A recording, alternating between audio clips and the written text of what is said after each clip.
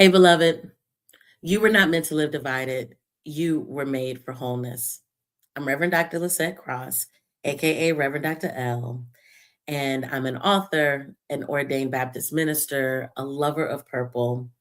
And simply put, I'm somebody who just believes that your sexuality, your spirituality, and your leadership were not meant to be divided.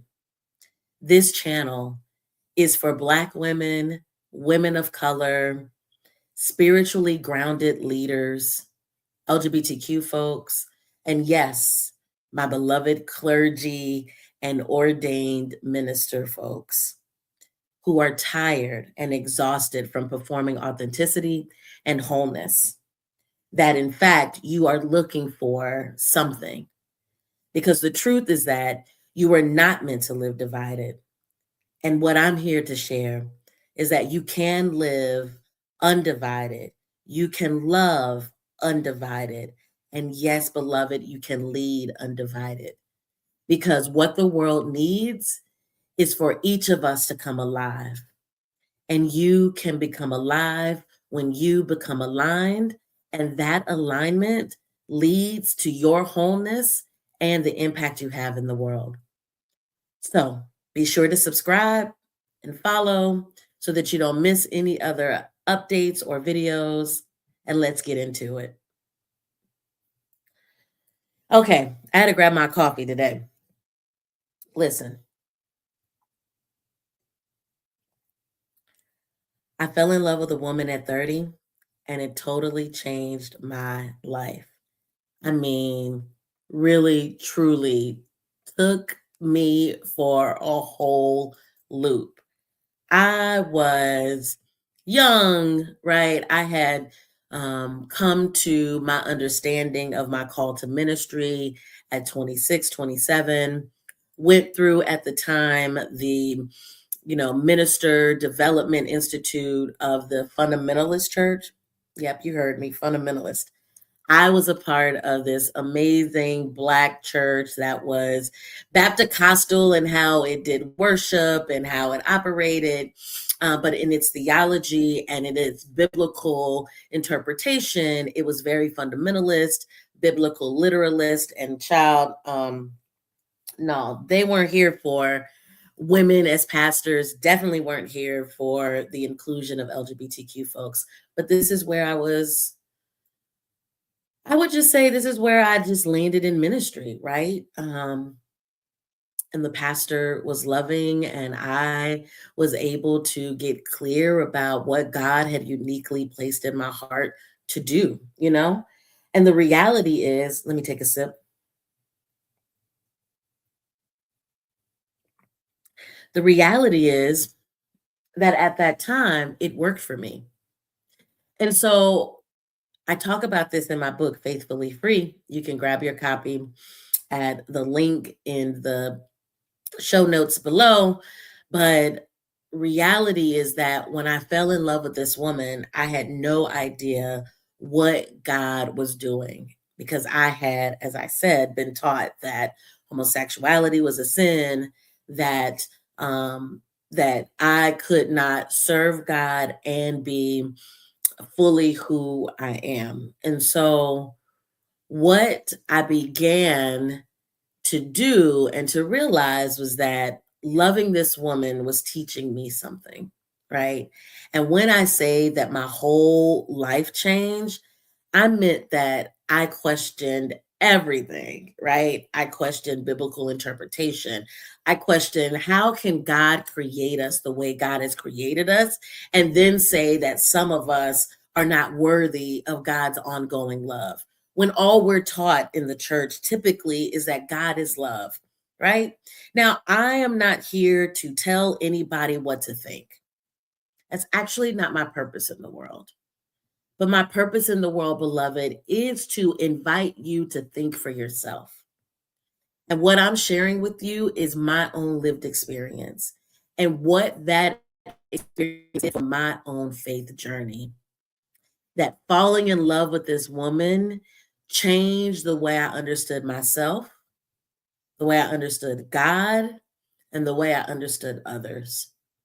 it absolutely caused an initial split and lots of confusion because I was like, okay. And I tell this story in Faithfully Free, but like I fell in love with this woman and I was like, okay, let me be like that dude in the Old Testament who put out the fleece. I think his name was Gideon. Child, don't quote me on it. But what I realized was like I was asked to preach. And okay, that's normal for licensed ministers within the church. And I was still like in flux and trying to gain my like sense of self and my clarity.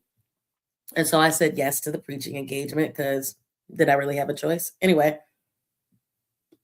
excuse me. So, child, I preach, right? Before I preach and as I'm preparing, I throw out the fleece and I'm like, okay, God, if loving this woman is so wrong, make it flop, right? Make it be the worst, like, preaching moment that I've ever had in my short journey of being a licensed minister who had rare opportunities to preach anyway.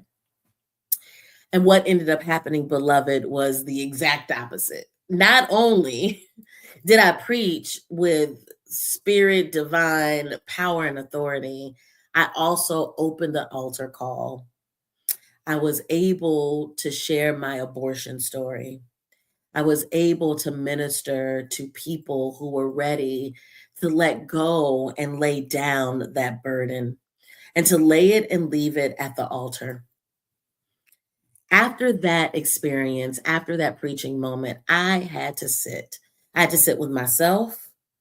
I had to sit with that experience and I had to make meaning out of it. And I really do wish that I could tell you it's, oh my God, it's super easy. You just have this thing and then you do this thing and then bam, there's the answer. Not so, beloved. To the contrary. It sent me into a place of asking what? Like, what is happening? What does the third church think? What does the Bible say? What are these theologians saying? Right? I didn't use that language back then about theologians, but like, what are these people saying about it? And as God would have it, I had a friend who had just started her seminary journey, and she invited me to her church assignment. So, for folks that haven't been to seminary, in like your second year, you have to go into basically like a practicum, right? That's not what it's called, but the word is escaping me now.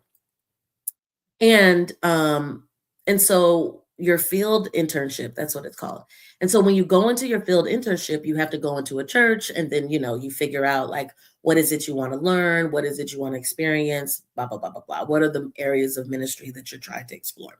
So anyway, she was in the same church and she ended up going to this like liberationist, like black liberation, I would dare say womanist, right? The pastors were a husband and wife. They were both theologically educated. They both held doctorates, right? And this was a black church that had a black Jesus. And so she jokingly said to me, "Come and see the black Jesus." I mean, who wouldn't want to see a black Jesus? Anyway, I went and I was exposed to the most loving, welcoming, like willing to journey together type of community that I had ever been exposed to. And this community of faith, Covenant Baptist United Church of Christ, where I was eventually licensed and ordained, also had full inclusion of lesbian, gay, bisexual, transgender, queer folks in leadership, in ministry, in the pews. You can only imagine like the like woohoo like tailspin that this put me in because there is something about the work of reconciling, right? There's something about that dissonance that occurs when what you were taught and how you had come to believe is like smacked upside the head with this like lived experiential truth. And you're invited to look at the world around you differently, to look at God differently, And yes, beloved, to even look at yourself differently. And so falling in love with this woman at 30 wasn't just about a relationship. It was also about an identity reckoning. Who am I now? Who is God to me? And what does this mean for my sense of call? And in particular, my sense of impact in the world? Can I still do what I believe God had called me to do? And at that time, it was, definitely youth ministry. It was teaching ministry because I love to teach, and I particularly love to teach when it is related to challenging passages in the Bible. Child, don't ask me why, but that's what it is. And what that journey taught me was that I was being invited to re-examine, to look at my theology, to reconsider and even reimagine my sense of call. Or put in another way, right? For all my spiritual but not religious folks, like, what's my sense of vocation in the world? Like, what was I uniquely created to do? And ultimately, it was about who am I? Who is Lisette, right? At that time, I wasn't reverend, I wasn't doctor, I was just Lisette, and I was on a journey. But what this, what this experience taught me, and what falling in love with this woman helped me realize, now that I look back on it 20 years later, is that the work of liberation, the work of wholeness, of moving toward that place of living undivided does come with grief. It does come with a little bit of confusion. And yes, beloved, sometimes it comes with that in between, what we call in the academy the liminal space, right? Where you're not quite in your new place, but you haven't fully left the old place, and you're just like in flux. But the thing that changed for me, the like transformative moment, was my friend inviting me to the church, which meant that I got connected to community. And it was in community that I built relationship. And I know so many of us have heard that maxim of like healing happens in community. And I'm really here to tell you that that actually is true. Healing does happen in community. And so I fell in love with a woman at 30. It totally changed my life because it changed the way I saw myself. It changed the way that I understood God. And it definitely changed the way that I could see the impact in my life. So, what about you, beloved? What has happened in your life that has caused you to have more questions than answers, that has caused you to sit in this place of critique and questioning and analyzing, right? What is that moment for you where you are explicitly clear that the divide in your life is so real that magically, and I hate to say magic, but sometimes when I look back on this experience, it did feel like magic. Like suddenly I was brought into this realm of existence that I'm like, oh, my sexuality was always divided from what I believed about God, my spirituality. And I had just been, I don't know, brainwashed maybe. That feels too like out of my control, right? Because like, don't get me wrong, we are all passed down inherited beliefs. We are taught things from our family. We are, things like, keep your dress down and your legs closed. Like good girls don't behave that way. Like if you are following God, you've got to be pure, like not just pure in heart, but pure in action and behavior. Child, I can go on and on and on. And I know you have a few yourself. Feel free to drop any in the comment section.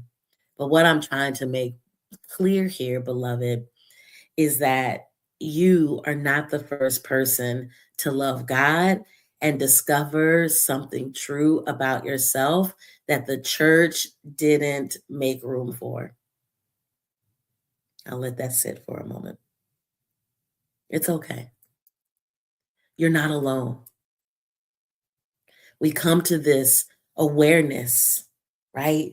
That we can love God and we can embrace our identity, our sexuality, and that the process to moving to a life that is undivided requires some discernment and, I believe, a four-step process that can lead you to living healed, whole, and free.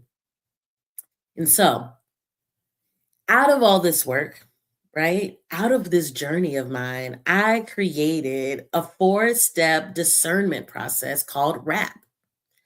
WRAP, WRAP, wrestle, reconcile, accept, and practice. And what WRAP is it helps you really go through the theological, spiritual, lived experience reflection and come out on the other side with a practice that you can incorporate in your life. You can also see it as a reflection tool for action. That ultimately change is about noticing and identifying what you're dealing with and what you're wrestling with, moving to this place of choosing, right? What it is that I need to reconcile, what it is that needs to like actually come together in alignment, and then accept it. I can honestly say for myself that what got me to the other side was accepting that God called me exactly as who I am because it was God who created me. It was God who loved on me. It was God who knew, right? And if we believe what the Bible says that God has written all the days of your life, I don't know if that's the Bible, but we say it's the Bible, then I'm accepting that this is what this is for right now. So that then I can choose what to practice. I can choose at least one thing that I can incorporate in my life that will consistently lead me to my place of wholeness, to my place of living undivided, of loving undivided, and yes, beloved, of leading undivided. So, what's happened to you? What has been the experience that's changed your life?